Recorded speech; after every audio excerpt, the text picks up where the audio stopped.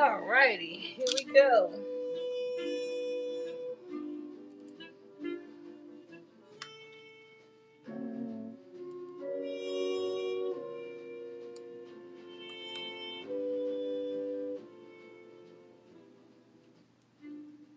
Good afternoon and happy holiday season to everyone listening that can hear my voice.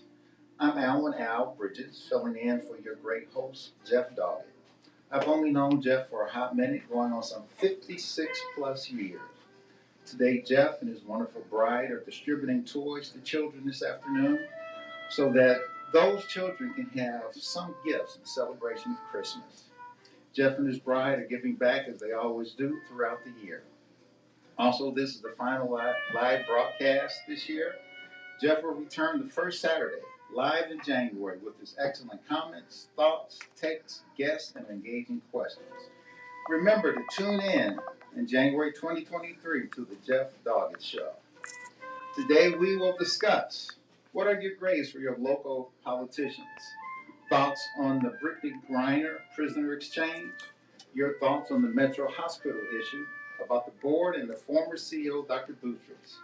What is your 2023 wish list for Cleveland sports teams? We also will have in-studio guests, Mr. Joe Fouche and Sheila Sullivan.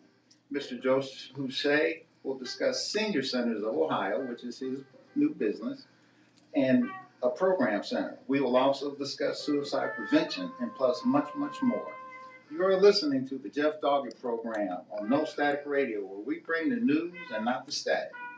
We have listeners all the way in Maine to Florida, across the country to California, up to Alaska, and back home to the greatest location in the nation, Cleveland, Ohio.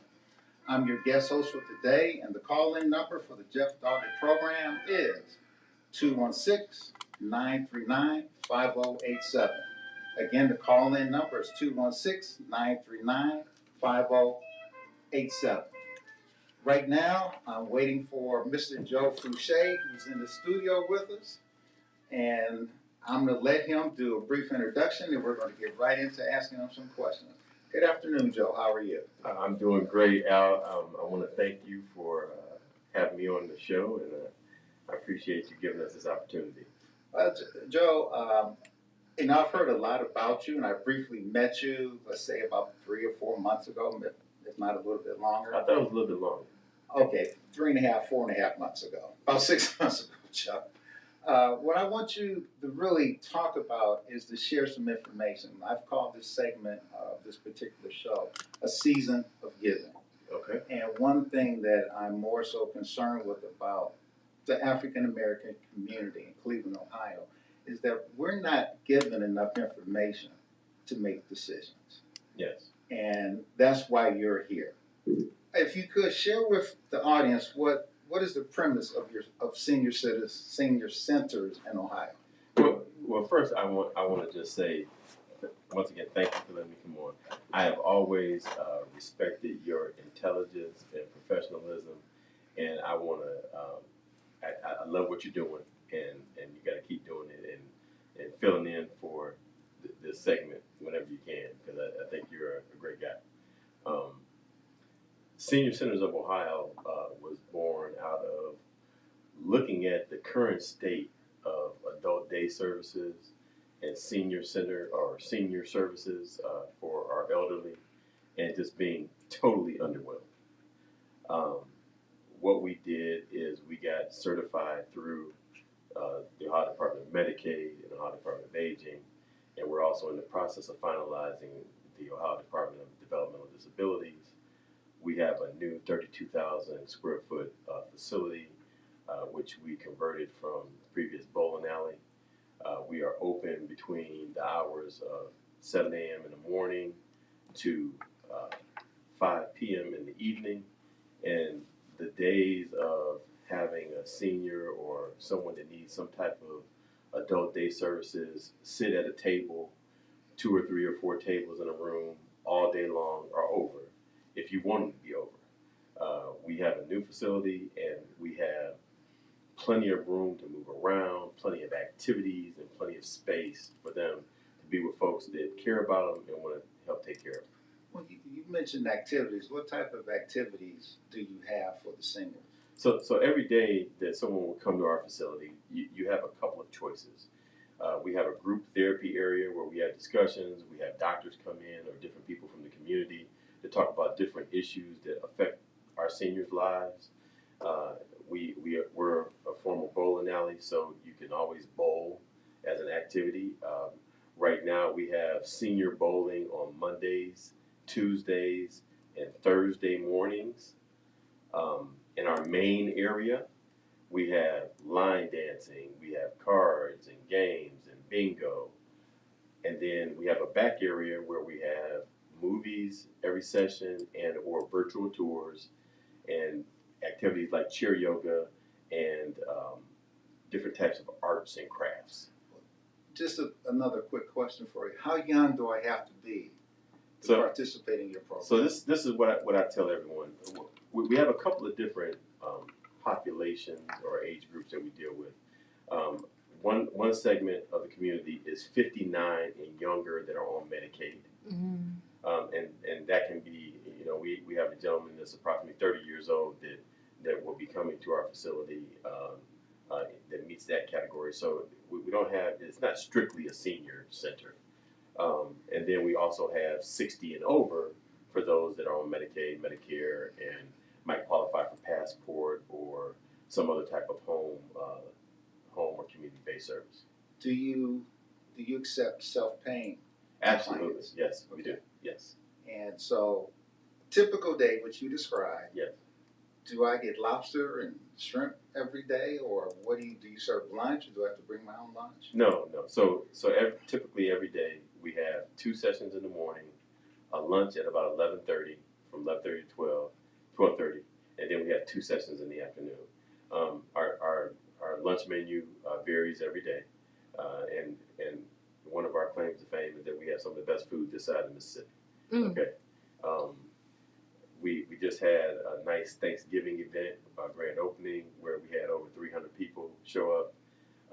That particular day, we had fried turkey that we fried ourselves in-house, and we do all the cooking there with our chefs and cooks, and a couple of my recipes. Oh, okay. So, with that being said, I was a caregiver for 6 years for my mom. Yeah. And I was looking for a center such as yours. Yeah. And I agree with you. It was tough to find something that was compatible, clean, and nice. What benefit as a caregiver do I have by sending my loved one there? Well, first of all, you're going to be able to allow time for you to do other things that you would not be afforded to do because you had to take care of your loved one. That's the first thing. The second thing is, when you come to our facility, you're coming there with people that are just like your family. Many of our folks, I don't consider them our employees. I consider them family members, and that's how we present ourselves to everyone. So when you come there that your mom or dad or aunt or whoever it is that you're caring for, that they're going to be taken care of. They're going to be engaged, and they're going to have some fun, and they're going to eat well, and they're going to love the activity that we have and the camaraderie that we have there. Well, can I bring, for example, my mother? I know she's deceased now, but can I bring my loved one to visit the center? Absolutely. So this coming Tuesday, we have our Christmas party. That's from 11 to 3. Robert Johnson, the Line Dance King, will be our host. So he will be doing a lot of the music and line dancing, and there'll be some other activities that we'll have going on too. But yes, we encourage people like yourself to bring a loved one, or just come yourself just to see what it's like, and see that we are doing everything that we say we're doing. Another thing that I encountered, Joe, do you provide transportation? We do. So that's a kind of an ongoing issue that we're dealing with, but we do have 2 vans. We don't have any wheelchair vans at this time, and so we're looking to work with companies that have wheelchair accessibility to their vans. And we will be purchasing vans very soon and be able to provide that full service. Okay. Just now, where's your program located? What's the physical address? So we're in the great city of Maple Heights. Our address is 21400 Southgate Park Boulevard, which is inside of the former bowling alley, Southgate Lanes, or the Lanes 216. right there in Maple Heights at the corner of Southgate Park Boulevard in Northfield. Okay. And what, do you have a website? We do.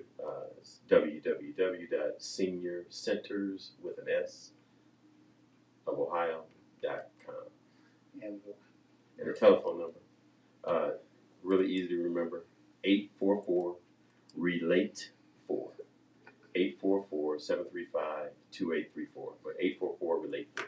and how many clients do you have on the average? Is it 100 there? Is it 20, 40? So we have the capacity to have over 150 people there. We currently have about 190 people on our waiting list. And so we're going through the process with Passport and the Ohio Department of Medicaid to get people qualified to come to our facility. Congratulations. You actually have a waiting list. Yeah, we have a waiting list. We have a recruitment team that goes out every week and goes to the different senior apartment complexes and meets and talks with them and let everyone know about what we're doing. Now, just from a physical and a health acuity standpoint, Yes. what type, you already mentioned you don't have a wheelchair accessible van. Yeah. So that makes sense. Do you? But we still provide. So we provide services to people with wheelchairs. Right. We just deal with another company to provide that service for us. Will you take somebody who's in the early throes of dementia, or? Yes. Okay. Yes, we will. Now, what type of patient or client won't you accept? So what we're not certified for is what they refer to as intensive. Now, I can't specifically say what that diagnosis might be, but if you're classified as intensive, then we wouldn't be set up and certified for that. Do you accept individuals on the spectrum that have autism? Yes, we do. Congratulations. Yeah. Now, just from a client mix, what type, is it more women, more men? Is it 50-50 or? Well, I can say that predominantly we get more women that are engaged and want to come to the facility, but we do have a number of men that are coming and applying to come. Is it a multicultural center, or is it more so driven towards Afrocentric? So we're in Maple Heights. We're in an area where it's very diverse. I can tell you that we've had a couple of events where we've attracted a very diverse crowd. But I would say that the majority of the people that come are African American. Now, just from a staffing standpoint, your team or family members, what type of individuals are you looking for? So we specifically try to hire and recruit people that are what they refer to as a personal care aide, which is just a step down from the STNA. So we deal with STNAs and personal care aides, and we're probably the highest paying facility around. We start off at $17 an hour if you have a personal care aide certification. Okay. Yeah. That's good. Now, dominantly women, or is it you have a mix of men and women? Yeah, we definitely have a mix of men and women. Okay, Absolutely. For your family team. Yes. Oh, that's good. Congratulations. See, one of the things that I encountered and still encounter is that you see a lot of women for the team members. Yes. But what you run into, then you have a lot of men who are the consumers or clients. Okay. And that's difficult for them, for some men, Yes. to make that adjustment because you have, bathroom issues. Yes. And other things. Mm-hmm. And it's good that you have some men working there. Absolutely. That's good. Okay. Now, again, just in case some callers or listeners, came in late. Yeah. What's the name of your center again? It's called the Senior Centers of Ohio. We're located right in Maple Heights. We cover all of Calhoun County. Okay. Specifically we dealt primarily with the east side, all the way as high as Euclid, up north, and down obviously in the Maple Heights, Garfield Heights areas, and everything in between. Well, one of the things, and I'm going to hold you to this. Yes. I'm going to visit your center. I'm sure you will. I'm sure you can hold me accountable. Well, I'm going to hold you accountable, but knowing you is above 100%, and I'm saying that seriously to everybody who can listen from my interactions with you on a personal and private level. Well, I have a saying. Okay, If I tell you that an ant could pull a wagon, you better hitch him up, okay? All right. And we got the best senior facility in probably Ohio. Probably. We are definitely the largest, 32,000 square feet. And we have services and a staff that's out of this world. And we got the best food this side of Mississippi. Well, you know, the size is impressive. Mhm. Your services that you mentioned are impressive. And just from it, I don't like to use the term competitive when you talk about care Yes. for seniors. Now, you and I know a couple other African Americans Yes. who were doing the same thing that you were doing. Yes. And just by your description, I'm going to put you as A1. In 2019, R. Kelly was made and arrested. established the gold standard. Yeah. And one thing that impresses me, just not about you, the other senator, I'm not going to mention your name because you're here. Yeah. This is your segment. I'm impressed that it's African American males that are doing this now. I'm going to go back 6, 7, 8 years ago, if not a little bit longer. It was only women, black women. And I'm not taking anything away from my sisters, okay? Right. And I know some sisters who were running smaller facilities. They might have been 3,000 square feet, if not smaller. And here comes Joe Fouche with a 32,000 square foot center, serving the best food east of the Mississippi, transportation, gold standard, well-trained staff, highly paid staff, highly competent.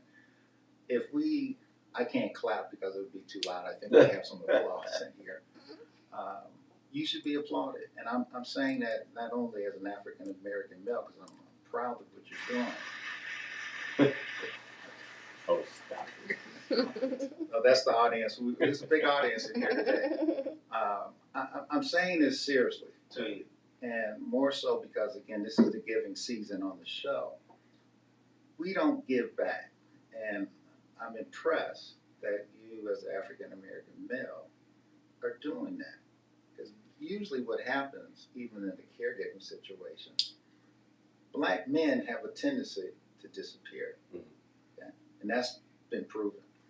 And I'm not going to go into the personal things that I did. I remember for 6 years, my mom, I took care of her because that's what I agreed to do. Retired early.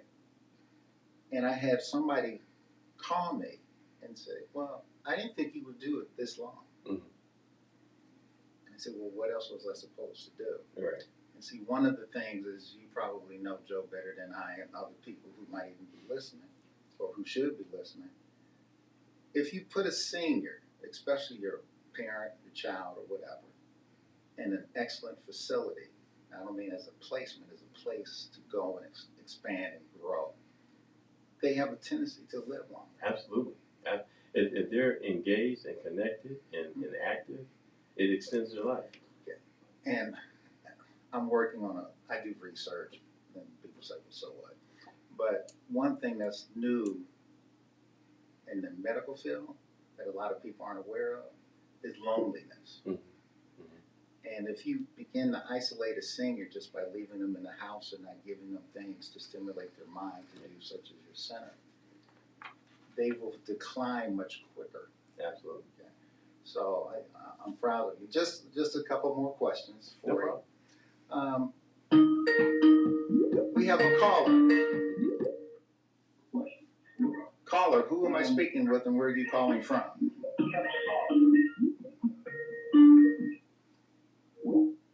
I'm sorry, caller. What's your name again? Oh, they hung up. They hung up. They double listening, got them confused. To the listeners, please feel free to call in. The call-in number is 216-939-5087. And I'm talking with Mr. Joe Fouche, the proud owner of the adult daycare center in Maple Heights, Ohio.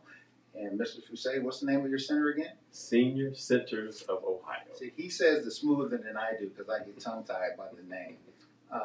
Again, the call-in number is 216-939-5087. If you do call in, please remember to turn your phone or radio or internet service down so that you can be heard.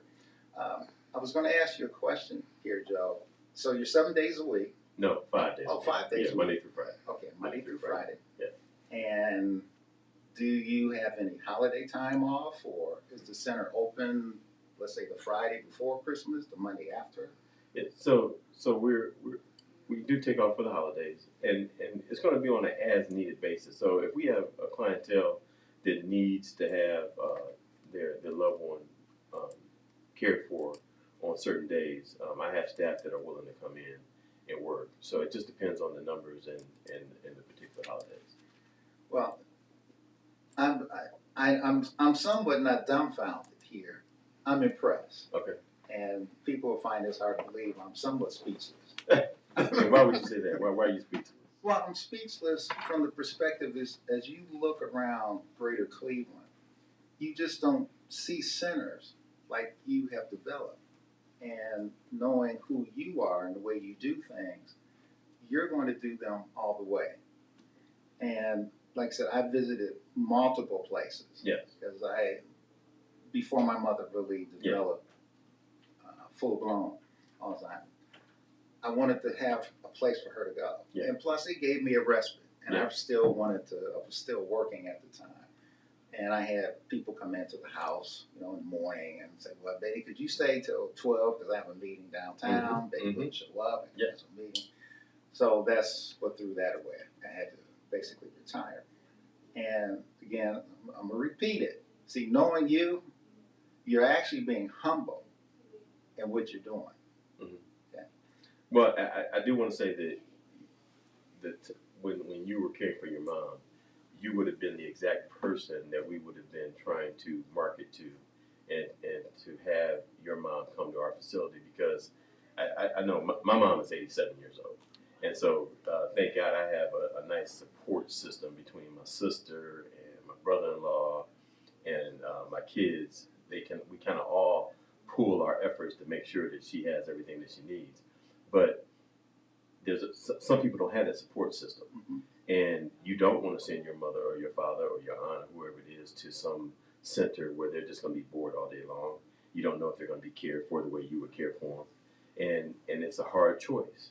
And what we've tried to do is make that choice easy for you. And now you can bring your loved one to our place for 4 to 8 hours a day or whatever works with your work schedule. We're going to work around that. And you'll be able to bring your parent to us and know that they're going to be cared for. Well, while we're waiting, hopefully some individuals will call in, the listeners. Let me ask you a side question. Tell me just a little bit about who Joe Fouche is. Who Joe Fouche is? I wasn't expecting that question. I thought we were talking about senior citizens. Wow. Well, okay, you're a senior citizen now. No, but I mean that. No, not yet. I think I'm 54. I did get the, what's that thing you get, the AARP. I did get that letter in the mail, though. You didn't receive the Buckeye card yet? No, I better not yet. Really? I'm not quite old enough for that yet. Well, what do you do? Caring for seniors and running a Yes. center such as you have is stressful. Right. It's difficult. What do you do to relax? I love to fish. I love fishing. And I got this guilty pleasure of TikTok. I don't know what it is, but I have to watch me some TikTok in order for me to go to sleep at night. It's a mindless kind of activity that it just, helps me to relax and take it easy. Another quick personal question. What was the last good book that you read? The last good book that I read? That's a great question.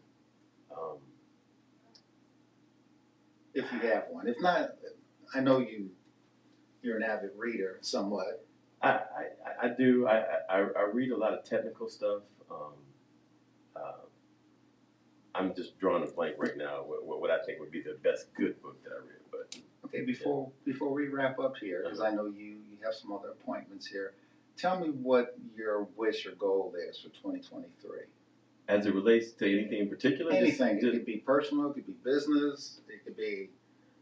I hope that our center and what I do politically and in the community where I live in Oakwood Village helps to make sure that no senior has any issues with what they eat on a daily basis, getting to and from the hospital or their doctor's appointments, and being safe in their homes.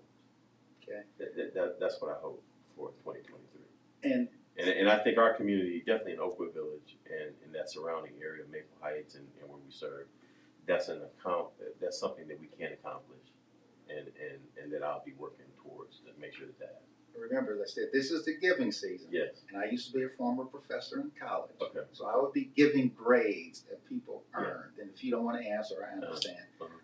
What grade would you give the elected politicians if you want to mention, if you want to use Oakwood or Liv or Cleveland or whatever? So, well, first of all, we didn't talk about it, but I do a lot of political stuff. You know that, but I'm sure some of your callers don't. But I work with a lot of different elected officials and worked on different campaigns, and I can tell you that I'm impressed with a lot of folks. I'll start at Oakwood Village. Gary Gottschalk is the current mayor. He's been there for 20-some years, and Oakwood Village is. I heard you say in the beginning of your segment about Cleveland being the best location in the nation. Oakwood Village is the best city in the nation. Okay. Okay. Very little, no crime. Beautiful place to live. I go to sleep sometimes with my door unlocked and open and my garage open, and I don't have any issues out there. And what's your address?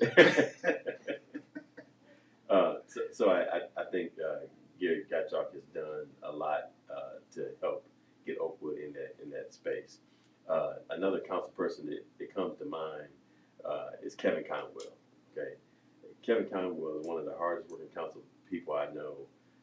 He stays engaged with his community, and he's always working on stuff. And between him and his wife Yvonne Conwell, they are just a heck of a powerhouse, 1-2 punch when it comes to folks in politics that are really trying to get things done.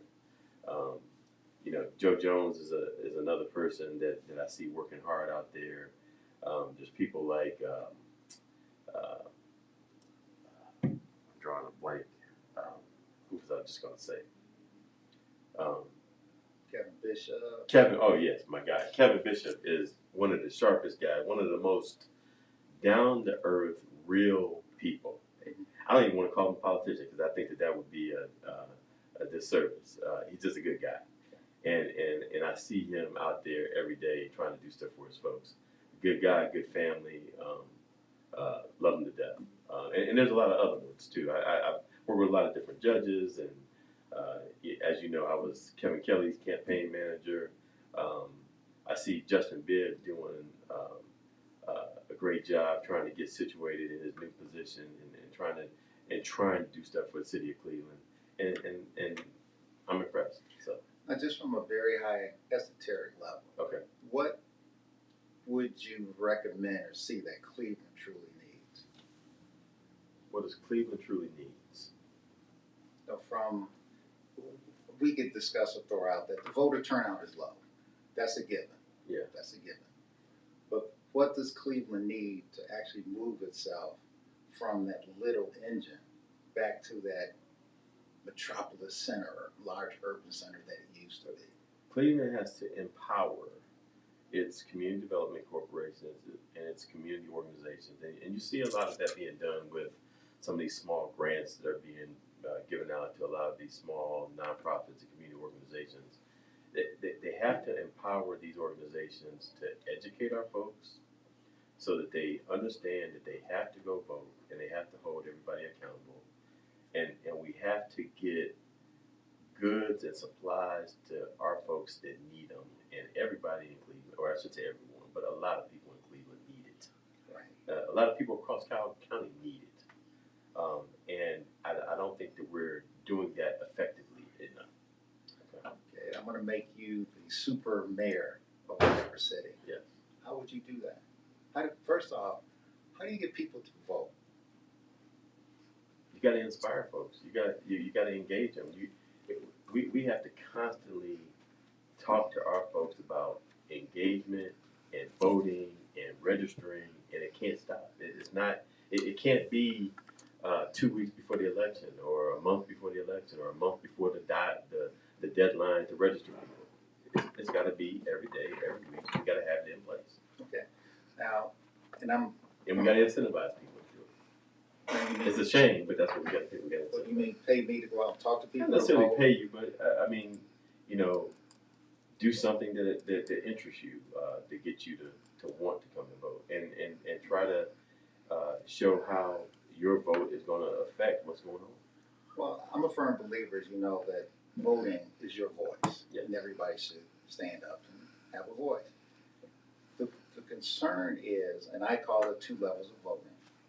Either you're an emotional voter, that means you're going to vote for somebody because you went to school with them, or they dated your sister, or married your whoever, or you're going to play football with somebody else. Or you're an intellectual voter, where you actually go back and review and understand what that, if he or she's an incumbent, what they've accomplished, or what they have. Well, I would add one. I would Sure, add an uneducated voter. Okay. Mm-hmm. You know, I would probably say those are the 3. Or and then the third would be a non-voter. Well, now that we could Okay. come up with 15 other titles too, and we're basically saying the same thing, and I agree with you. I just would hope that the voters, and this is my wish, I was going to do it later in the show, is that if you are voting age, go register. And once you register, vote. Become an educated voter. Use your voice, which is when you color that bubble. And it's important, regardless of who you vote for, at least you can say you voted. And I'm going to round it up or round it down. We had a 22% turnout in Cuyahoga County. Yeah. That's not good. But that was probably good compared to what we've been. I think I've heard numbers like 15%. Well, it was 15% in the midterm. Yeah. And this past general, we were up to 22%. See, the thing is, when it comes to voting, we only do it twice a year for the most part. Correct. Okay. And we have very short memories. We have like buzzer memories. You know, we're lazy. We don't think about it until we need to do it, and then it's an emergency. Okay.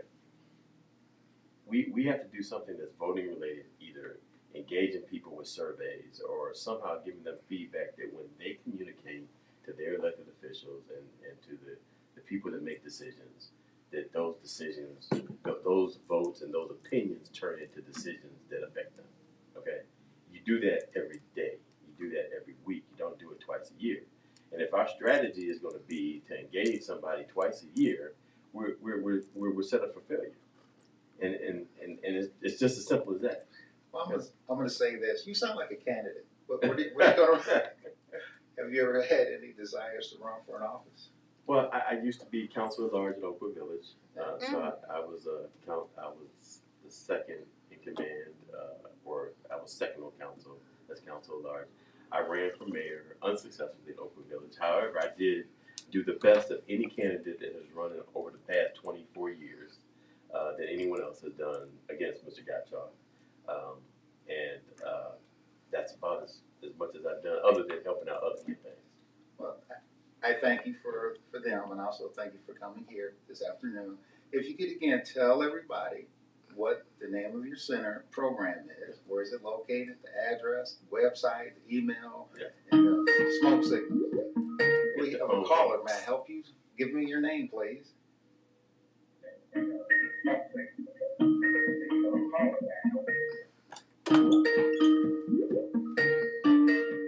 saw that music. That's how the phone rings. Okay. Hello, caller. What's your name and where you calling from? And please turn down the sound in your background, please. Yeah, this is Roland calling from University Heights. Hi, Roland. Happy holidays. I want to commend Mr. Bridges for a job well done he's doing. I was listening and I heard his guest mention 3 types of voters. He said uneducated voter, and I would agree with him on that, which explains to me in great detail, and I'd like to hear you gentlemen thought on this, is that explains in great detail, especially in the city of Cleveland, why we see, in my opinion, incompetence like Joe Jones, for example, in Ward 1, continually be reelected when on his watch, Ward 1, which used to be one of the jewels of the city of Cleveland, has really deteriorated. And while you can't lay all the blame at his feet, in my opinion, he takes a lion's share of it. But he continues to get reelected because of what your guest said regarding uneducated voters, people get this card with all these faces on it and say, vote a straight ticket, and people who don't take time to educate themselves do that, and that's how we continue to get incompetence like Kim reelected. I'd like to know what your thoughts on that are. Okay, thank you for your call, Roland. I'll let Mr. Fouche answer your question. You have a blessed and a happy New Year. Well, Roland, I want to make sure that I'm very clear that I in no way was talking about Joe Jones. And Joe Jones is actually somebody that I'm pretty impressed with the way in which he fights for that community. I can't. Yo, absolutely. Have you ever sat down and talked to Joe Jones before?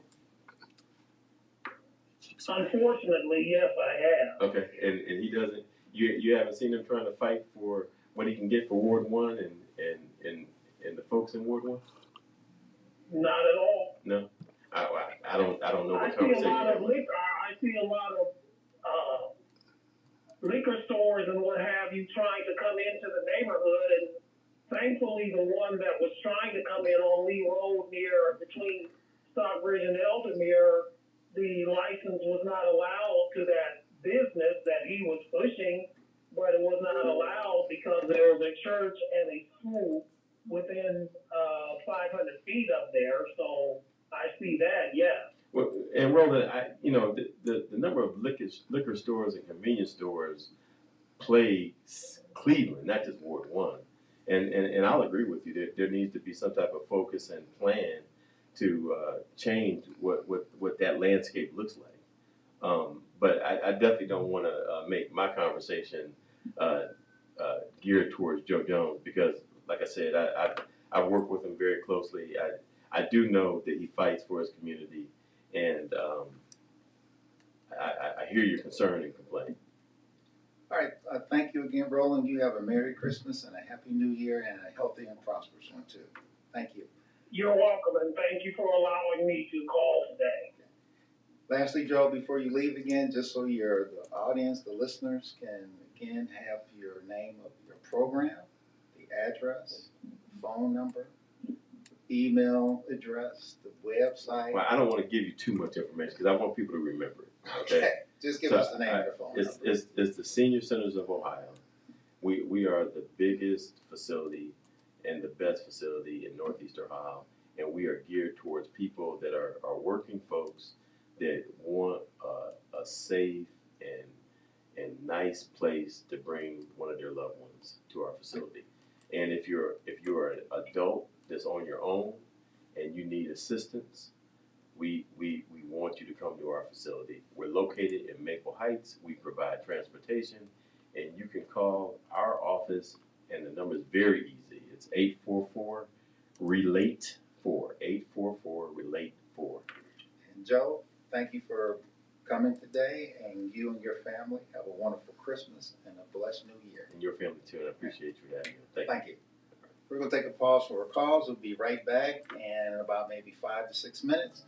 Again, this is The Right Side, the Jeffrey Doggett Show. We bring the news, not the noise. Thank you. Thank you, sir.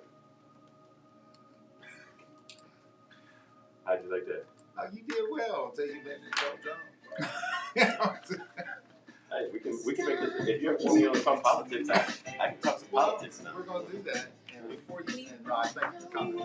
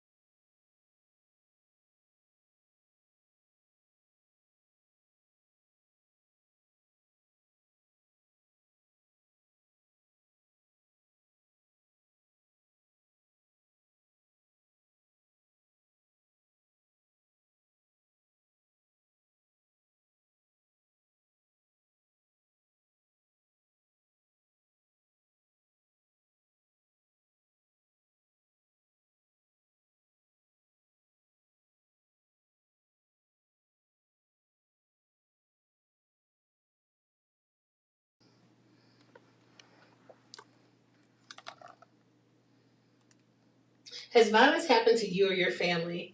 Violence can affect all parts of your life, sometimes in ways you can't see. Violence can affect the way you eat, sleep, it causes you to lose focus, feel angry, afraid, or even use drugs or drinking as a way to escape. But we're here to tell you that violence does not have to keep hurting, and you can change your life starting now with help from the Trauma Recovery Center. I want you to take control of your life because today can be the day. The Trauma Recovery Center offers real help for real needs in real time. They offer services for food, clothes, safety, emotional support, and a whole lot more. So listen, don't let violence control you. You can break free, and TRC can help. Give them a call at 216-644-5487. They will come to you wherever you are. Call today. It's 24 hours a day, 7 days a week. They'll give you the tools to rebuild your life and your health. Call today. It's free, 24/7, and confidential. So look, if you want out and don't know where to start, call the Trauma Recovery Center. The Trauma Recovery Center will help you take back your life after violence. Starting today, call today and get the help you need today. The number's on the screen, and if you're listening, 216-644-5487. The Trauma Recovery Center in Northeast Ohio, also affiliated with the Center for Families and Children. And also, you guys, first of all, happy holidays from everyone here at No Static Radio. And if you or a family member or friend, no matter how near or far in need of help, such as food and supplies, we've got something for you, something great. Major Care Ministries partner with the Cleveland Food Bank to provide you groceries and a whole lot more. They do this every first and third Saturday of every single month. And this month, because we're into the holiday season, they'll be doing it twice a month. So come to 6812, and if you're watching, the information is on the screen. And if you're listening, come to 6812 Woodland Avenue. That's 6812 Woodland Avenue. They also serve free hot meals at 11 a.m. till all the food runs out, and they have a free clothes giveaway for adults and children. So again, 6812 Woodland Avenue is a partnership between Major Care Ministries and the Cleveland Food Bank. And listen, well, I told you all that good stuff. I'm not done. No, I'm not done. Nowhere near it. Because guess what else? You can come from anywhere. You can come from Pennsylvania. You can come from Florida. If you're here in Ohio and you need food, it's here for you. And the best part about it all is you don't need proof of income or proof of identification. Just pull up, pop your trunk, and get what you need. And if you're hungry, stop in, get something to eat. If you need clothing for you or your children, that's available to you too. And guess what? The clothing is available all week long, you guys. Yeah, so is there anything else that I need to say outside of go get it? Yeah, so again, the address is 6812 Woodland Avenue, every first and third Saturday of every single month. And this week, because they won't be open on Saturday, they'll be doing the drives on Wednesday and Thursday. 6812 Woodland Avenue. If you don't see the address, the church is Williams Temple Church of God in Christ. Pull up, you guys. And finally, one of my oh my goodness, we're gonna get back to it real quick, we've got to do our segment. So today, you guys, I'd like to reintroduce to some of you know all year long, and we're gonna close out the year strong on this. All year long, we do our History 365. Yeah, so get to know us. I like to introduce to some and reintroduce to others. James Edward Maceo West, born February 10th, 1931. He is an American inventor and acoustician. Yeah, he holds over 250 foreign and U.S. patents for the production of design of microphones and techniques for creating polymer foil electriques. Listen, if you want to know more, go look it up.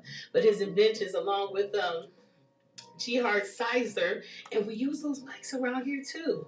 West invented the foil electric microphone in 1962 while developing instruments for human hearing research. Compared to the previous condenser microphones, the electric microphones has a higher placency and does not require a DC bias. Look here, all four of me, but you guys go look it up. West and Sizer optimized the mechanical and surface parameters of the system. Nearly 90% or more than 2 billion microphones produced annually are based on the principles of the foil electric and are used in everyday items such as telephones, camcorders, hearing aids, baby monitors, and audio recording devices, among others.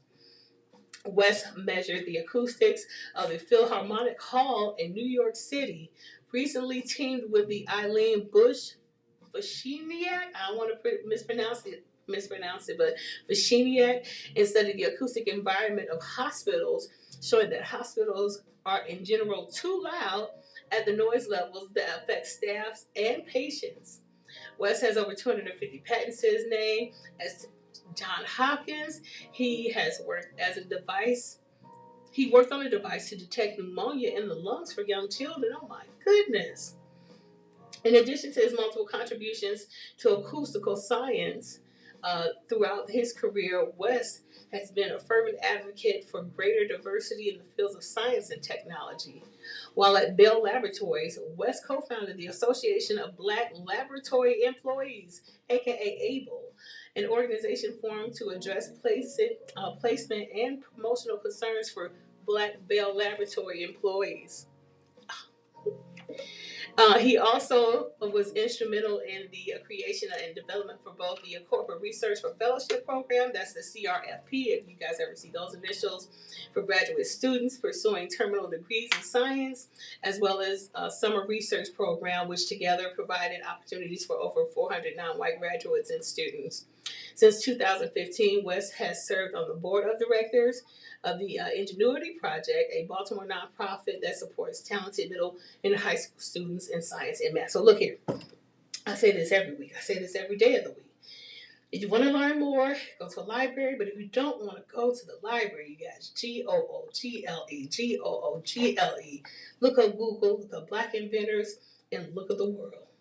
I'm Decisive here on the right side with our special guest host, Alwyn Bridges. And now, back to the show and this caller. Take it away, Alwyn. Good afternoon, and thank you again, Maria, for that read. She's a very special, wonderful producer of the Jeff Doggett Show. And before I introduce our next guest, Sheila Sullivan, we're in a happy season, the season of giving, but for some people, this is a sad season. They're dealing with depression, trauma, and any other behavior or mental disease you can think of. And you heard Maria mention trauma. There's a young lady I would like to give you. Her name is Rashonda Jackson Burks. She's a black woman residing right here in Cleveland. And what's unique about her, she's a trauma counselor. And I just want to give you her number, area code 216-236-5314. Again, her name is Rashonda Jackson Burks. And I'm going to recommend that you read her book, There's No Place Like Home. And just a tremendous young lady. And what's interesting again about Rashonda, she is a black woman trauma counselor. And when I meet people say, well, I would love to go to a counselor, but I can't find anybody black. So I just gave you somebody's name who is black. Okay? Also, as I mentioned, I said earlier, this is a sad season for people. And there's a lot of people today, tomorrow, next week, or yesterday contemplating suicide. I want you to write these 3 digits down. 988. That is the National Suicide Prevention Lifeline number. If you feel you're in crisis and you're thinking about suicide, dial that number, or just dial 911 and tell that operator, that dispatcher, to come get you right away. So again, let me repeat the number. The number is 988. It is the National Suicide Prevention Hotline. Now in the studio for the next 15 to 20 minutes, we have another wonderful young lady. She has a tough act to follow from Joe Fouche. Her name is Sheila Sullivan, and she has an organization called Passing Knowledge. Not passing, but passing knowledge. We argued about her name years ago. So Sheila, could you introduce yourself and tell everybody about your organization, where you're from, where you live? Go ahead, Sheila. All right. My name is Sheila Sullivan. I am the founder of Passing Knowledge, Changing Legacies One Woman, One Thought at a Time. I am a Cleveland native, and I am currently a Cleveland resident. Passing Knowledge actually came about while I lived in Houston, Texas. right after Katrina.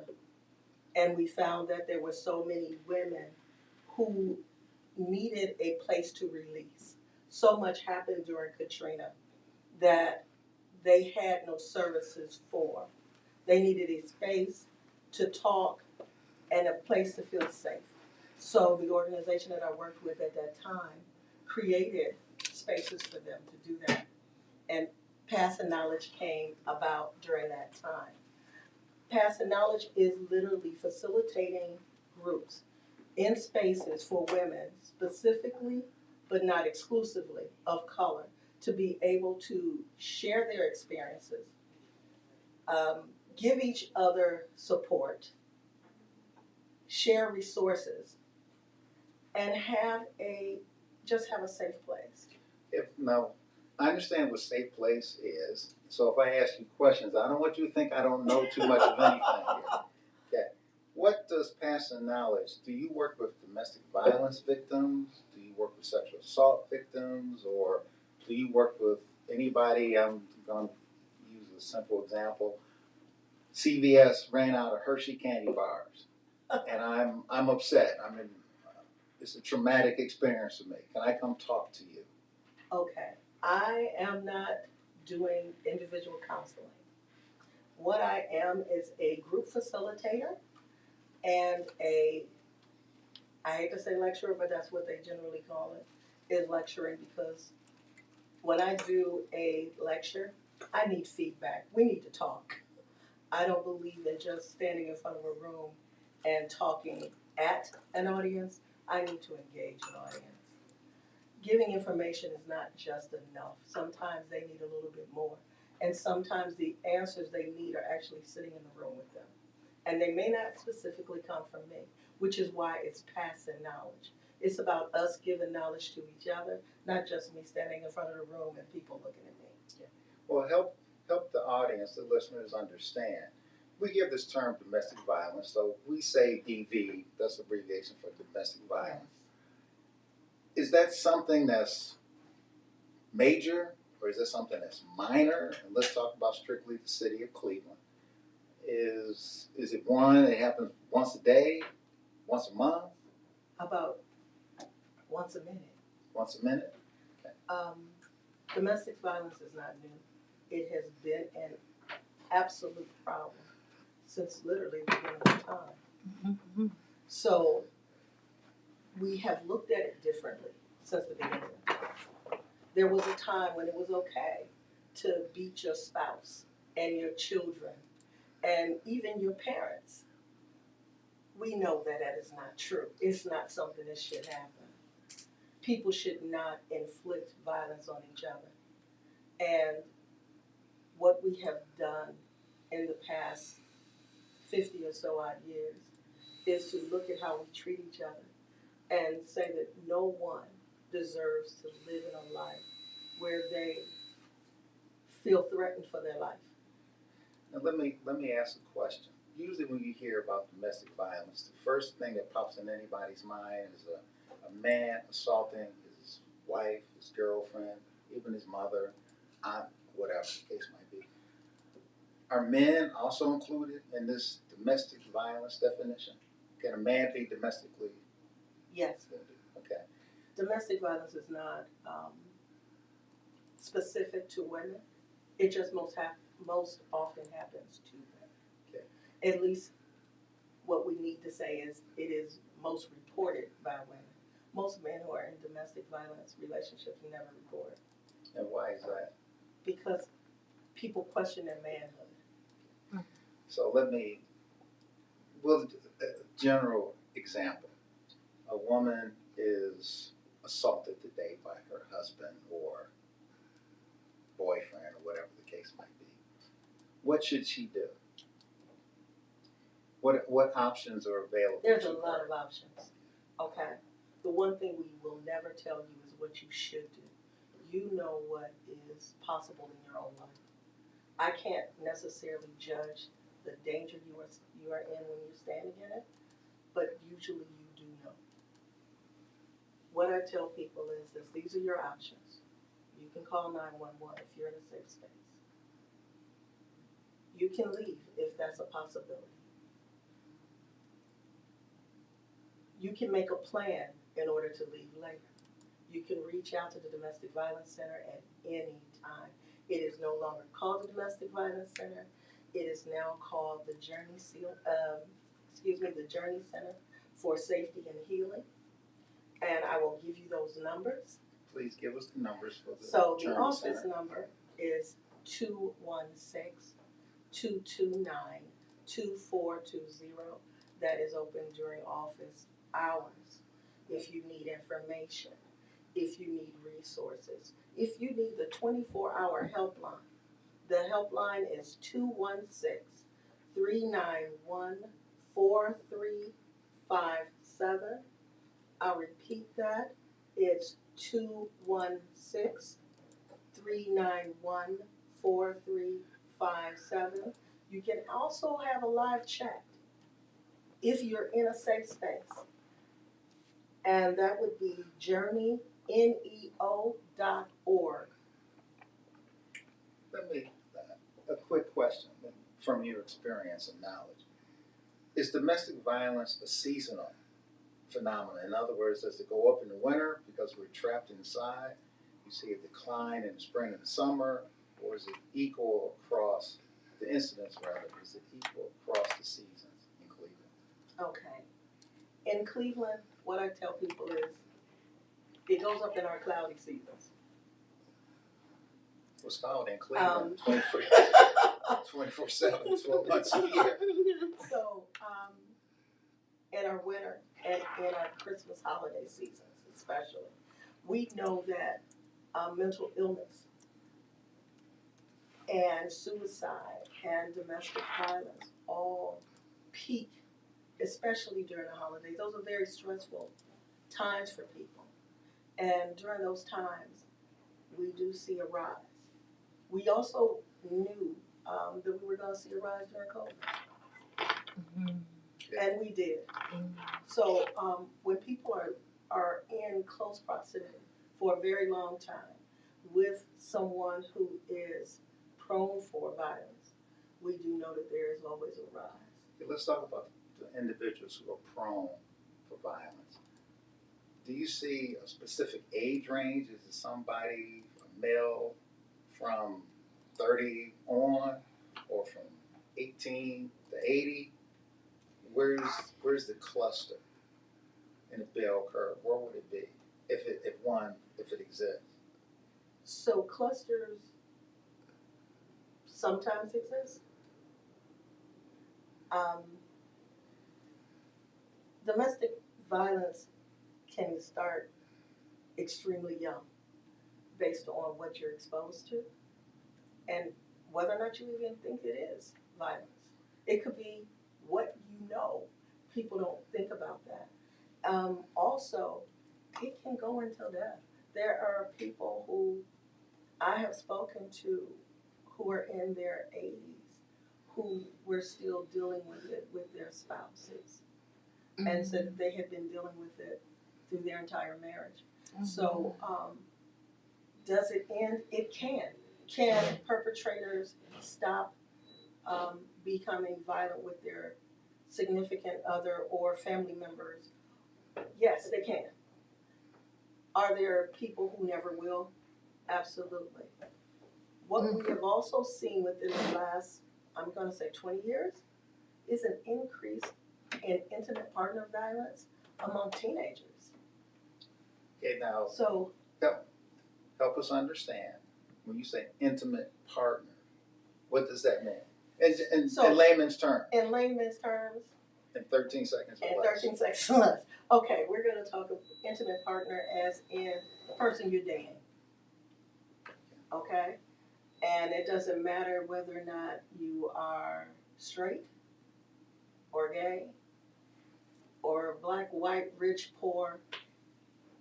There is no bounds in domestic violence. Well, let's take a backward step here. You mentioned learned behavior.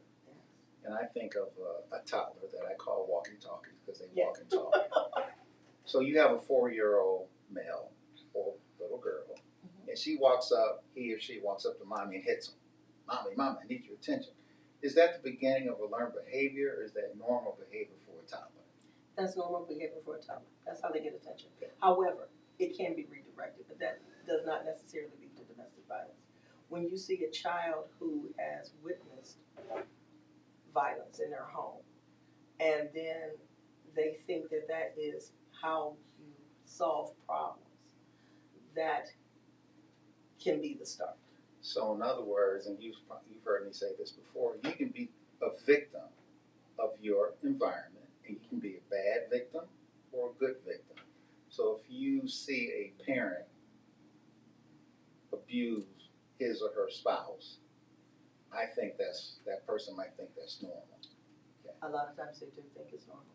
And sometimes they're not just raising perpetrators, sometimes they're raising victims. And nobody wants to deal with that piece. So if I think that it's okay for mom to be beat in a house, why is it not okay if my boyfriend slaps me?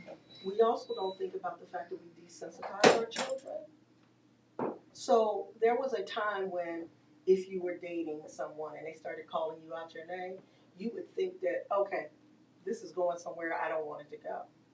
But if I think it's normal to be called out of my name, because every song I listen to, I let my friends call me out of my name. So when he calls me out of my name, I don't think anything of it. But when he calls me out of my name, that may be different in his head than it is in how you perceive it. Okay. Or her head. So we need to, we came up in a world, I'm old enough to say I came up in a world in the 60s and the 70s where norms were different. And so there was a piece of respect we were taught that we were supposed to have. But even that didn't keep us from being victims in our own relationships. So what we have to look at is we have these double standards where we said guys couldn't hit girls, but girls could slap guys. And then girls started jumping on their boyfriends. It was like, well, you can't hit me back because then I can call the police on you. But what we didn't say is everybody should keep their hands to themselves. That's right. Because when you jumped on your boyfriend, that was intimate partner violence. That was an assault. And it is prosecutable. But most guys are not going to do so. But when he defends himself, a lot of times he went to jail, but girls didn't.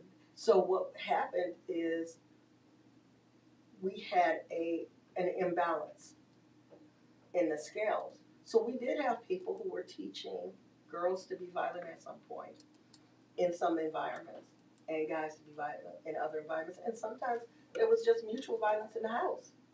Well, I'm going to use a term you just used. You mentioned jail. Jail to me equals or equates to a conviction. Mm-hmm.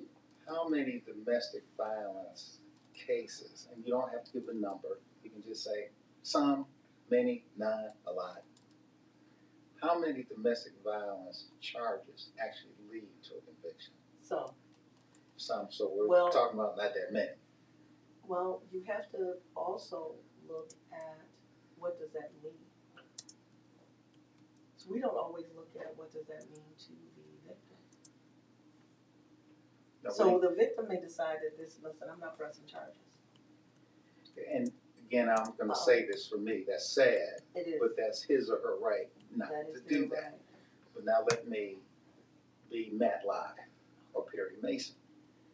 You don't need a statement from a victim to charge, or do you? Technically, if the police see you hit someone, they've seen you hit. Okay.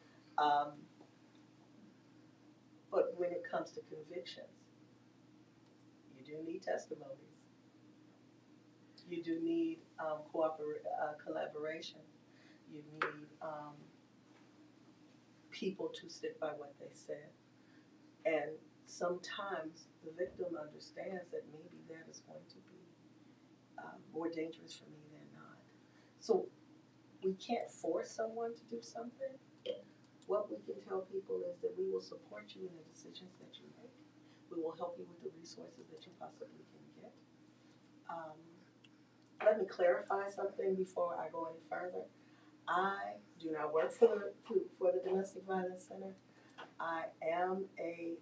Don't mind saying, I am a survivor. And not in my marriage. It actually happened when I was a teenager. Mm. And I realized that I was not alone. And what I've had spoken to a friend about where advocacy comes from. A lot of times advocacy comes from being in a situation and not having someone to stand in your gap. And so you decide that you will be that person to stand in someone else's. Okay. Now you mentioned assault. Yes. Assault simply is defined as what? The act of unwanted physical contact or harm upon a person, a threat or attempt to commit such an act. Okay, so you also work with domestic violence victims. You also work with Sexual assault. Okay. I think equally they both are bad. They both are heinous crimes. What I'm surprised with, especially depending on the area you live within, sexual assaults by certain people are overlooked. Even though you have a victim, you have a very detailed police statement, and I don't know if the listeners are aware, some things, when you are in a traumatic situation, one of the first things that happens to that person who's assaulted, they either will defecate on themselves or they will urinate on themselves. And I'm not going to mention names. I know a young lady who was assaulted, but the prosecutor declined to sit on the case. It was going to go stale. Statute of limitations was going to expire. Mm. And they still technically really didn't do anything. Okay? So this young lady now lives in a traumatic environment. She thought she was being, I'm not saying she wasn't, she thought she was being followed. She was all of a sudden receiving crazy phone calls from people, and et cetera, et cetera. See, one of the things I think, and maybe you can add on to it, is when you have domestic violence and sexual assaults, those have to be taken serious, because if you don't do anything, what you're doing, you're not enabling that person's behavior, you're emboldening their behavior. And that's worse than enabling, because they just got away with something. And they know it. They know it. And they will continue to escalate in some cases, if not many. Okay. You mentioned that, you were a victim, you're a survivor. I prefer to say survivor. I am. Okay. What other organizations do you affiliate with or align to? The Red Crisis Center is the lifeline for any victim of sexual assault. And I'm going to tell you, this is something that everyone should know. It doesn't matter if you're male, it doesn't matter if you're female. It doesn't matter if it happened yesterday, and it doesn't matter if it happened 75 years ago. Okay. They will give you lifelong counseling, and generally we need it at some point in time. What people do not understand is when you have been assaulted in any way, shape, or form, what people take away from you is your security and your freedom. That makes a huge difference in how you show up in the world. If you're always looking over your shoulder because you're afraid something is about to happen, it closes your world off. And if you don't feel supported, if you don't have resources, your world becomes smaller and smaller by the day. And when people tell people, well, like you said, she said that she believed she was being followed, that she was receiving phone calls. She may have been. And as the old saying says, that just because you're paranoid doesn't mean it's not happening. And we don't give enough credence to victims. And I can't stress this enough. We definitely don't give enough credence to male victims. Excuse me, if caller or listeners, excuse me, if you have any questions for Sheila Sullivan, the call-in number is 216-939-5087. When we talk about sexual assault, one thing that instantly pops in everybody's mind is rape or penetrative sex. That could be oral, vaginal, or anal. Is there another form of sexual assault that is not penetrative that can be It does not have to be penetrative. Such as what? I hate to say that, but I'm going to say this on the radio.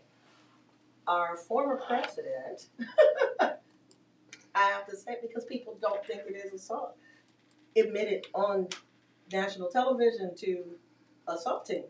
And so I heard from young men when I presented in high schools about boundaries so that's not assault? Yeah, it is. You put your hands on someone in any sexual manner that has not given you permission, So it's an assault. When you watch these older movies and we talk about how guys would walk around and pat women on their behinds and, oh, well, that was okay. It's not okay. That's sexual assault. It's sexual assault if it's a woman doing it to a man. Mm-hmm. It's unwanted, consented. and that's listed specifically in Ohio Revised Code, ORC. And I go back and say, but what we, I think as a society, are experiencing now, everybody gets a pass. Everybody's different. And so if you mention, I don't know what former president you're speaking of, I call him the Orange Man. But yeah, he said he could grab some woman, or he did. Mm-hmm. Or some kid in high school or even at work comes up behind a woman and grabs her breast, whatever the case is. Technically, he just assaulted that He woman. assaulted her, yes. And they might walk that individual out the building. His career, his job is done. So he can go get another job, because most companies are going to get what's called non-attributed reference. And that person can file a police report. She can. And ideally, preferably, she should. I think. But the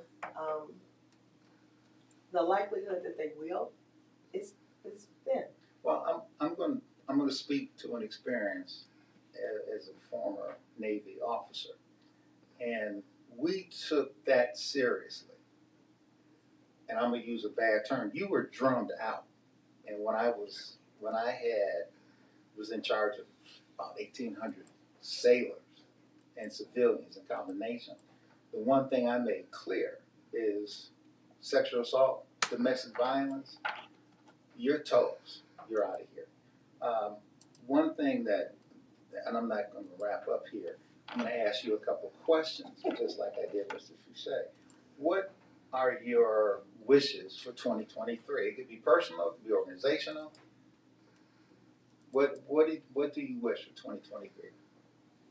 In 6 seconds or no, and what are your wishes? Give me 2. 2 wishes. 1, that we truly overhaul the educational system in the city of Cleveland. Okay, now what do you mean I want by to overhaul? see better standards. Someone has to be held accountable. There's too many children that I talk to who are in high school who really don't have the basic skills. And being a kid who was educated, most of my education took place in the Cleveland public school system. I really don't understand how we lost those bases. I think it's very important. Another wish I have for Cleveland is I want us to embrace the library system. I'm an avid reader. I think that we have one of the best library systems, and we overlook it in the country, actually. It actually finishes first or second every year. Yeah. It's one of the best public library systems. we need to take advantage of that, and we want to hold on to that. The one thing that people, I think, fail to realize is once you can read, the world is actually at your feet. Well, are you aware, and I agree with every statement you just made, and I hope you're aware that the illiteracy rate in Cleveland, Ohio, is 66%. I am. And in certain wards, it is 70%, if not higher now. Yes. Now, you mentioned the school system. I'm just going to dovetail or piggyback on to, I'm not going to add. I would like to see the school system fixed. My fix would be it should really return to community-based education. You should have a cluster of elementary schools, middle schools, into a high school. Somebody who lives on West Park technically should not be coming to John F. Kennedy across town.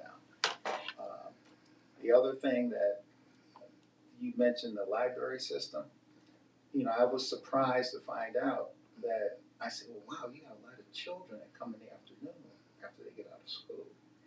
And I said, that's great. And the librarian said, well, no, it's good that they come, but they were feeding them. Now that means there's no food at home, or maybe the menu at the library was better than what was at home being served. That's a sad state, and it somewhat ties to the Cleveland school system. And until we fix the school system, Microsoft, Enron, or whatever, is not going to relocate to Cleveland because you cannot get entry-level workers. The soft skills are not present. The reading is absent. The math skills, almost, let's say, zero. And the one thing I will add, and we'll go back to your business here in a minute, your program. Education starts at home. It does. I cannot drop my child off at the front door and expect Einstein 12 years later. It starts at home. So it goes back to what Joe Fouche and I were talking about. How do you engage voters and get people to vote? How do you get parents to become reinterested in their children's education? And you can take it as a question, you can take it as a statement. But some of it comes to how they view the system they were in. And so we have to reintroduce a lot of times our parents to the system in a different way. If our parents had a bad experience in school, they're not running to the schoolhouse with their children. I found that some parents just don't know what to do when it comes to engaging with the teachers or even how to help their children. And it depends on how that system then works with that parent. I think that sometimes they just don't engage the parents until there's a problem. Johnny may do great in kindergarten and the first grade, but maybe there is something that doesn't click for them in the second grade. Now, if he has good behavior, sometimes that child gets lost in the cracks. And then when he gets to the fourth grade, well, now he's a problem. So sometimes it's how the system interacts with the parent, and then sometimes it's the fact that the parent doesn't know how to interact with the system. And the problem is that the child gets lost in the middle. And still on this education stream here, I firmly believe we need to return to an elected board. The school system, nothing against the current mayor, the previous mayor, or whatever. It needs to go back and put in the hands of the citizens in the city of Cleveland. So, for lack of better terms, if they elect 1, 2, 3, 4, whatever number of school board members there are, and the school system flounders, then they own that. They own that. Okay? And the one thing within the next 3 years, whoever is the mayor, I know Mayor Bibb is seated now, should really think about returning the schools back to the citizens that are served and not somebody who might not have a vested interest, and I'm not saying the current board members don't have a concern. I'm assuming they do, but they don't. I'm gonna be, and I would say that when you have, when the children who are in the school are of a concern to you, and I go back to say I went to school in the 60s and 70s, when everybody's child belonged to everybody.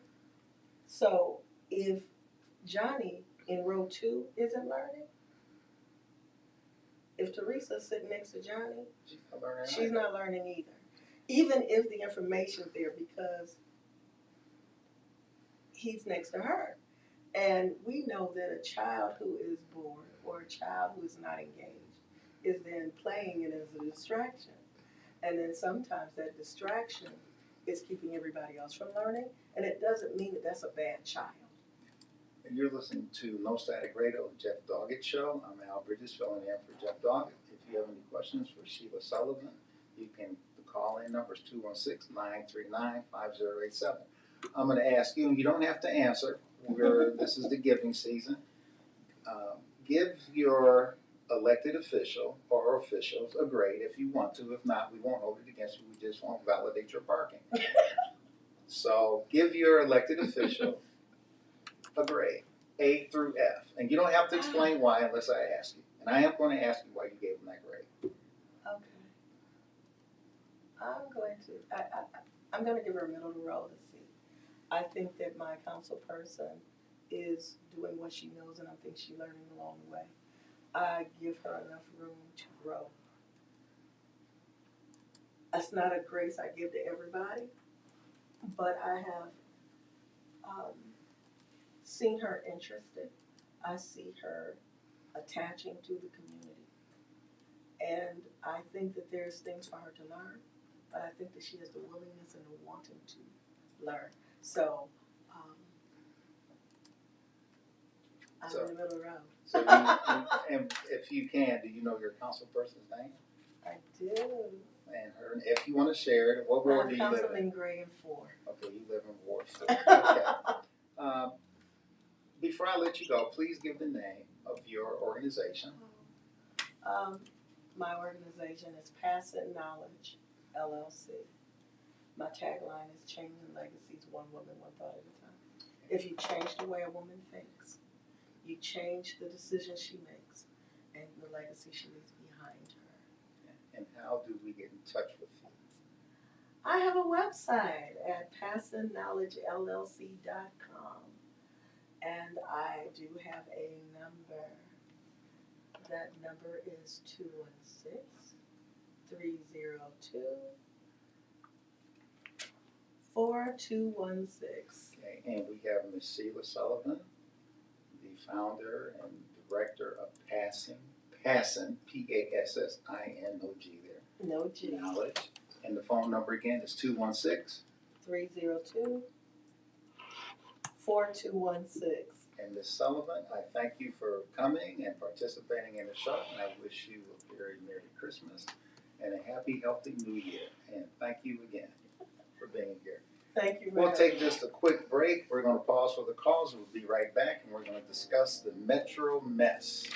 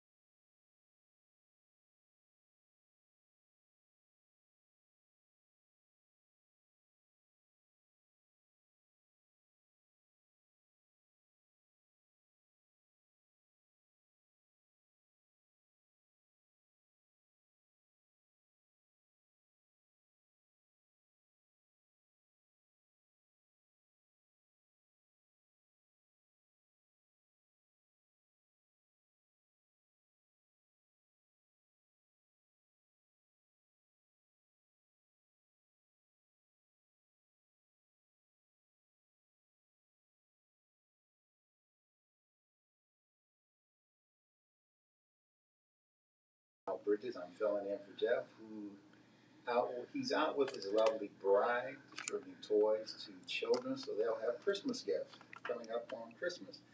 Just really quick, there's a couple things I want you to consider and think about and talk about this week. It happened last week. Brittany Griner was released by the Russians. More so, it was a prisoner exchange. I don't want to call it a swap. Brittany was released for a Russian known mass murder and a international weapons deal. And Brittany is at home. I don't want to turn this or make it into a color issue. There was a gentleman a former Marine, who was still being held prisoner in Russia. He's been there going on 4+ years. And I'm sure that Brittany and her family are happy, along with several other people. Just consider and talk about it, not on Christmas, no fights, no domestic violence on Christmas. Just talk it over with your friends and listen to each other and get an assessment of where they are. Now we go to the Metro Hospital. Let's do something local for the local yokels here. Metro Hospital is the owned and operated Colorado County hospital system. And the former CEO, Dr. Boutros, he had done some wonderful things, but then they also found out he did some not good things. He basically borrowed or took $1.9 million, so for compensation's sake, let's round it up to $2 million, and what he deemed a supplemental bonus, and he said the board knew about it. Now, the boards that I worked under and worked on, I was also told that the board makes decisions in the distribution of compensation and bonuses. So to make it simple, the only thing that anybody would have to do is pull the board minutes for those 4 years and find out if there was a discussion of supplemental bonuses. Maybe it should be. If not, you go to the financial committee and see if they discussed it and elevated it to the full board for a vote. $1.9 million, that's a lot of money. The only thing I want you to consider, just not with that, he gave the money back, plus interest.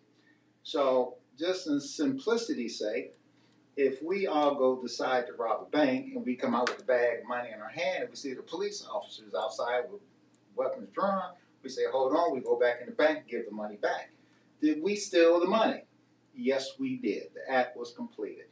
I'm not here to pass judgment on Dr. Boutros. I'm not here to pass judgment on the board. Yeah. But there was a lack of oversight somewhere. And what's also very surprising, you never hear anything about what the CFO did. The CFO is the individual, that's Chief Financial Officer for those who haven't been in corporate America. You never hear, did he approve the disbursement? Normally, when you make a disbursement of approximately $400,000 a year for an individual, there's a letter that's signed by the board chairman, the finance committee chairman, and the janitor and everybody else saying, please make this disbursement to person. If that letter doesn't exist, we have a problem here. What made the CFO or permitted him to make that disbursement? I'm assuming it came through the compensation or payroll office. He got to sign a letter or email, send it to them. So somebody's going to have to figure this out very quickly. The other thing I feel for is the new CEO, who happens to be a black woman, and she's somewhat being handcuffed by the actions of the previous administration. Part of the distribution of money from the county government is being held so that they can look over her shoulder to check. But nobody was looking over his shoulder in the previous administration, and the previous administration of that, and the previous administration of that one, to find out what was going on. So that's enough of that. The other thing is just what would be your wish for the Cleveland sports teams?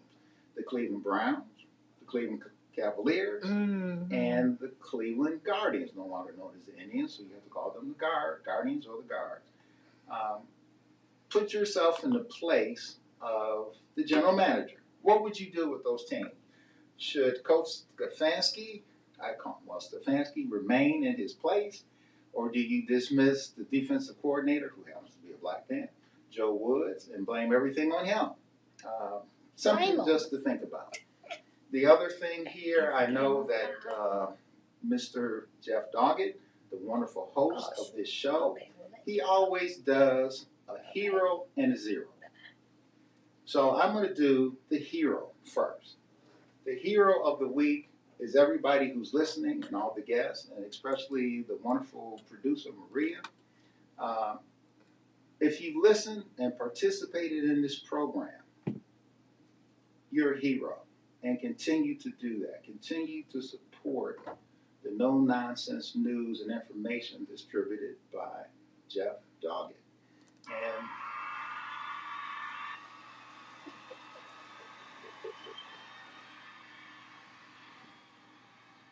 thank you very much. I really appreciate that applause that was given to Jeff on my behalf. But continue to support him and any other show that you do listen to. And you can reach out to Maria by calling 216-939-5087. And she can tell you how you can support all the different artists or hosts on No Static Radio. It's important, especially from a community perspective. We're not getting the true news. We get part of the news. And when you get part of something, you're being deprived. My parents would be upset if I said cheated, but we're being cheated if you only get part of the news. Sometimes mainstream media is in cahoots or in bed with the government, so certain things are not reported. Such as, how many people were really murdered in Cleveland last week? What's the true unemployment rate? Do you know that the new roof in Cleveland on house structures is a blue tarp? But yet, we can continue as a city to grant tax abatement to multi-billion-dollar corporations so that they remain in Cleveland. That's a good thing. But nobody ever says, well, you know, if we give I would say Joe Smith, if we give X corporation a tax abatement, meaning they don't pay property taxes on anything, that hurts your school system. And what you always hear is, well, this company is going to return that in income taxes. Show me in the books the return. That's right. Find it for me. When you find it, bring it to the station. Fax it, email it, take a picture with your smartphone, and send it if you find it.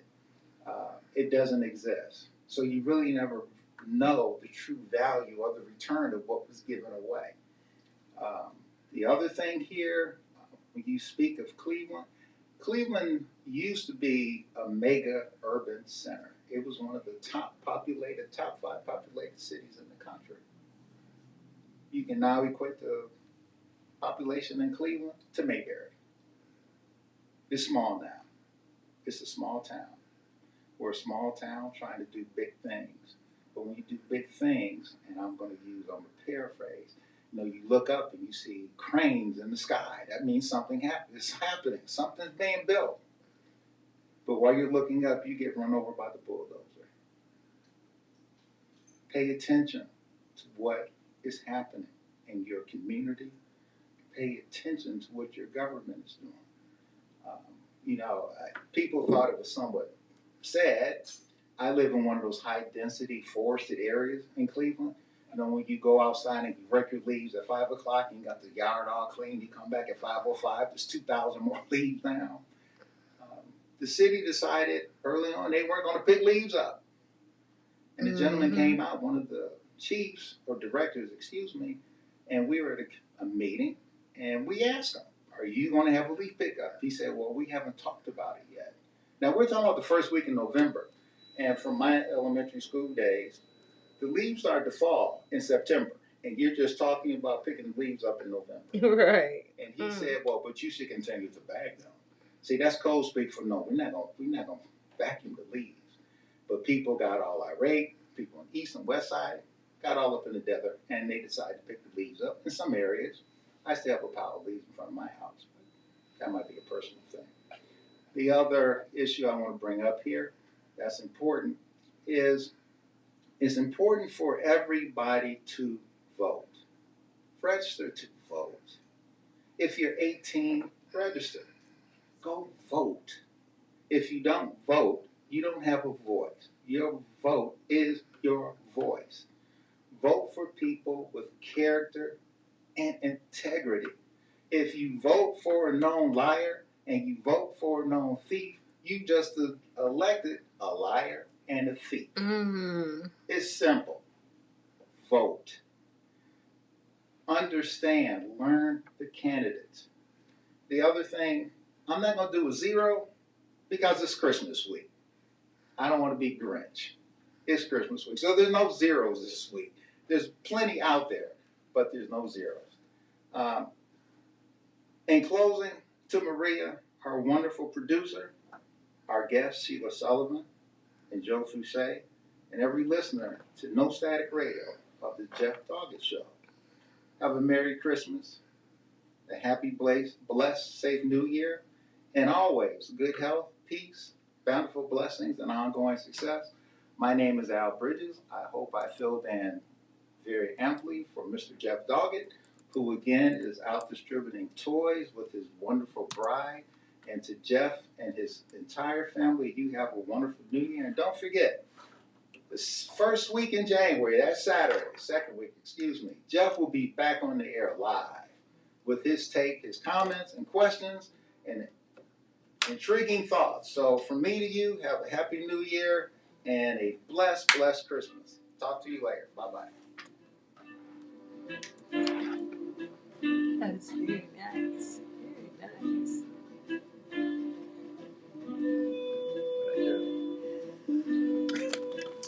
I didn't do anything. I was good. I didn't even curse today. I cursed outside. I was pulling the sign out real quick. I was waiting for you to say. You know what?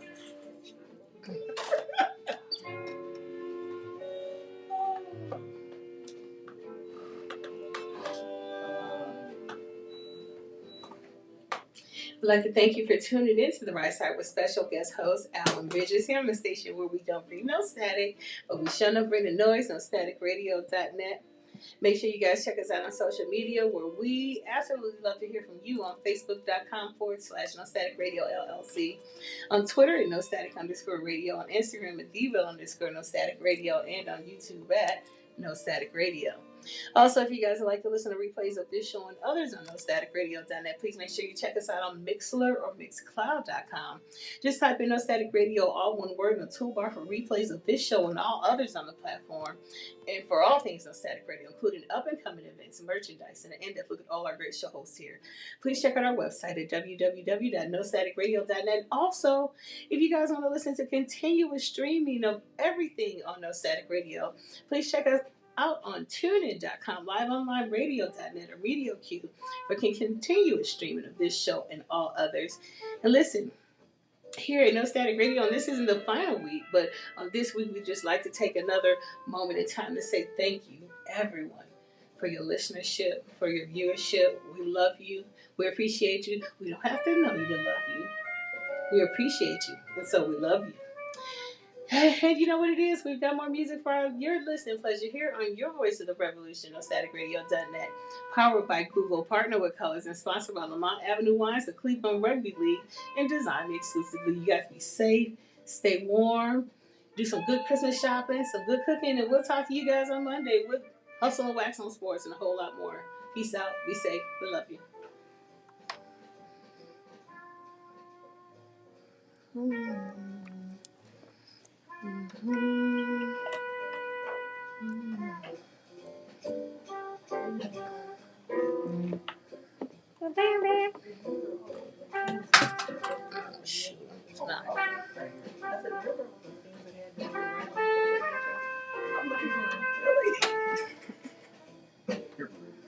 Okay.